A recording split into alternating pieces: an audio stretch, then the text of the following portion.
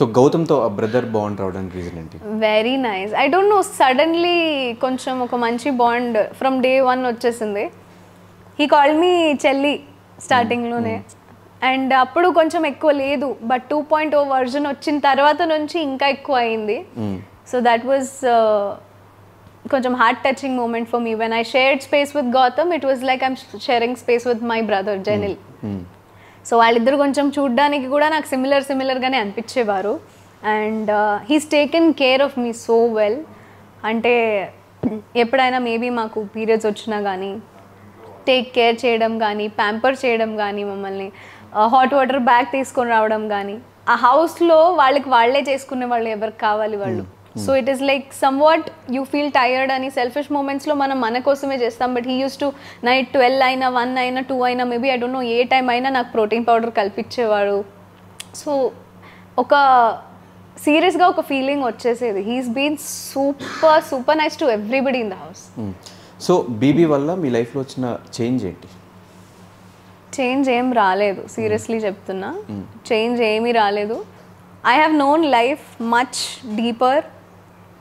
Actually లోపల వెళ్ళే కన్నా ముందు మనం ఇది కావాలి, అది కావాలి, ఇది తింటాను, అది తింటాను, ఏదైనా కావాలంటే ఆర్డర్ చేసిస్తాను, అదంతా ఉండే టైంలో లోపలికి వెళ్ళి ఎంత ఉంది దాంట్లోనే వండాలి, ఎన్ని మసాలాలు ఉన్నాయో దాంట్లోనే యూజ్ చేయాలి, ఈ టైంకి ఈ టైం ఇంతే ఉంటుంది, మీరు 1 వీక్కి రేషన్ పంపించింది అదే కూరగాయలు every week you have to use. 15 weeks we have used same కూరగాయలు. అంటే ఇది కాకుండా మమ్మీకి అయితే మనం ఇది చెప్పేస్తాం, ఇది వద్దు అది వద్దు అని. లోపలికి వెళ్ళాక తెలిసింది క్రేవింగ్స్ ఎంత ఉన్నా you can control, because 105 days is not a silly thing. And చాలా మంచిగా అనిపించింది. And thanks to my mom and dad for raising me so well కి నేను అక్కడ ఉండగలిగాను ఎన్ని రోజులు, and I could cook. So my parents have taught me only one thing, నువ్వు ఎక్కడున్నా ఎంత ఎదిగినా సరే ఎక్కడి నుంచి వచ్చావో మర్చిపోకూడదు. అండ్ అట్లానే ఎప్పుడు ఎక్కడున్నా సరే ఏ సిచ్యువేషన్లో ఉన్నా సరే నువ్వు నీ కోసం ఏదైనా చేసుకోవచ్చు, యూ కెన్ వండుకోవచ్చు, క్లీన్ చేసుకోవచ్చు, ఎటువంటి నీకు ఇది రాకూడదు. So they have raised me like that, and అందుకని I could do everything in the house. అంటే నేను ఇది చేయను అది చేయను అని నాకు ఎప్పుడు రాలేదు, ఎప్పుడు రాదు కూడా. పీస్ఫుల్లీ వెళ్ళొచ్చాను ఇంటికి ఈ బిగ్ బాస్ హౌస్లో. నాకు ఇప్పుడు కూడా కొంచెం సర్ప్రైజింగ్ మూమెంట్ లాగా అనిపిస్తుంది. శివ్కి చెప్తూ ఉంటే అప్పుడప్పుడు, శివ్ నిజంగానే నేను బిగ్ బాస్ హౌస్లో వెళ్ళొచ్చేసానా అని. Because it was all like last వరకు డైలమా లాగా ఉండింది. ఎవ్రీ వీకెండ్ జస్ట్ ఒక్కటే, నేను బయటికి వెళ్ళొద్దు, బికాజ్ నేను I am here to prove my సెల్ఫ్. అండ్ నేను నా గేమ్ ఆడుతున్నాను, మేబీ అది క్లారిటీ బయట జనాలకు వస్తుంటే వాళ్ళు ఉంచుతారు, అదే క్లారిటీతో ఉన్నాను. సో టాప్ 5లో నేను బయటికి వెళ్ళేటప్పుడు నాకు సీరియస్లీ ఒక పెద్ద షాక్ వచ్చింది. I was not expecting my self to go out at that point of time, because I have played really hard and I have played my tasks. House involvement బాగుంది అందరితో.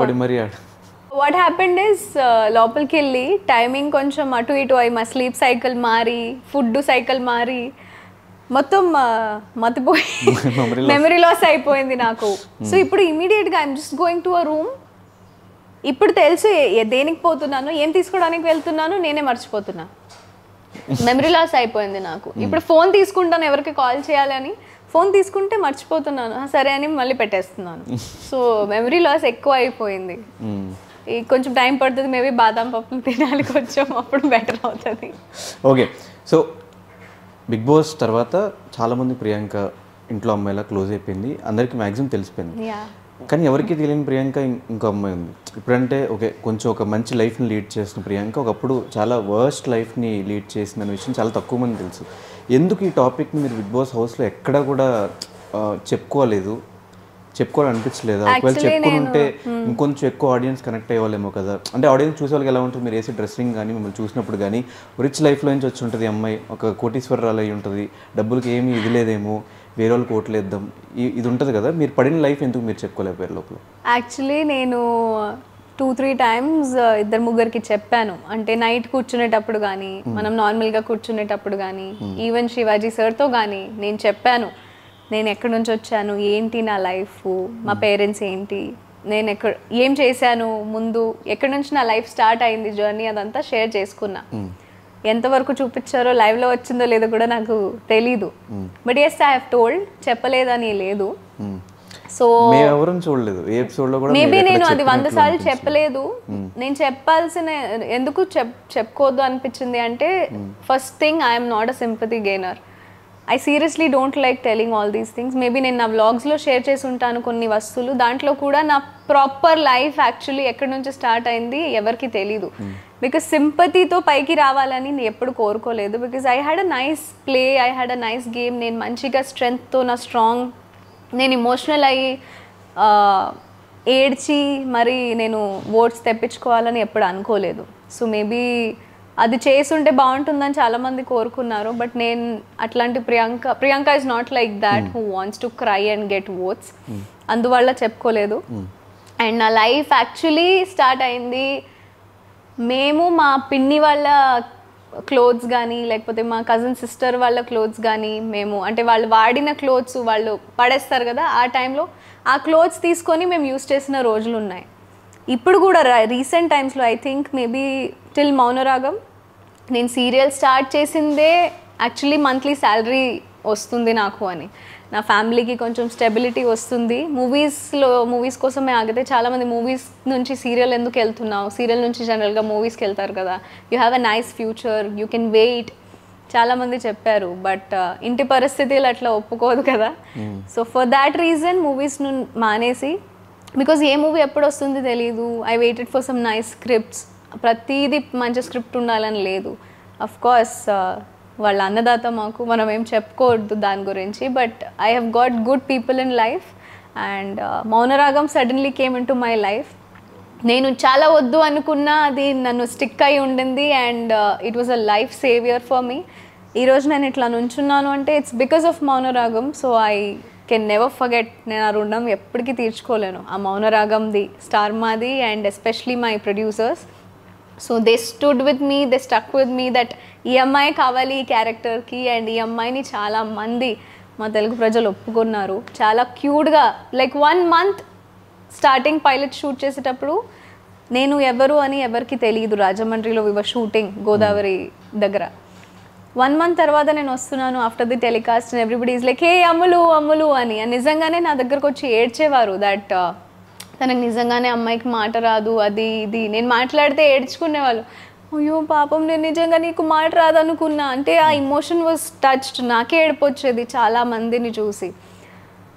After that my journey started and ఇప్పుడు కొంచెం stable అవుతున్నాం. And whatever we are in a platform, reality షోలో ఉన్నాము. చాలామందికి businesses ఉంటాయి బయట, డిజైనర్స్ ఉంటారు, కొలాబరేషన్స్ ఉంటారు. వాళ్ళకి దీనికన్నా మంచి ఛాన్స్ రాదు వాళ్ళ అవుట్ఫిట్స్ని చూపెట్టడానికి. And we were wearing those అవుట్ఫిట్స్తో వాళ్ళు పంపించిన అవుట్ఫిట్స్ మేము వేసుకుంటున్నాం తప్ప మేము అది పర్చేస్ చేసుకొని వేసుకునే క్లోత్స్ కాదు.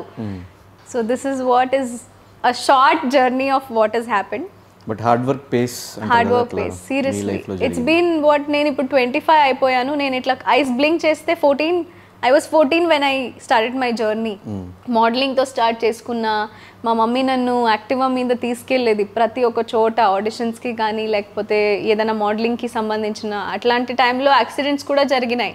ఒక బస్ వాడు వచ్చి గుద్దేశాడు, మా మమ్మీ నేను పడిపోయాము. I was on my heels, we were going for some modelling event. చాలా చేసింది మా మమ్మీ నాకు. అండ్ దానికి ఇప్పుడు నేను ఇట్లా ఉండడమే ఉదాహరణం. I'm very very very proud of my parents. ఎప్పుడు నన్ను ఇది చెయ్యొద్దు అని చెప్పలేదు. And I have also never degraded them. అంటే ఎప్పుడు కూడా వాళ్ళని తక్కువ చేయలేదు మేబీ నా లైఫ్లో ఇప్పటి వరకు అని నేను అనుకుంటున్నా. చేసుంటే ఒకవేళ ఐఎమ్ సారీ మమ్మ పప్ప, but I love you so much. Yes, thank you so much.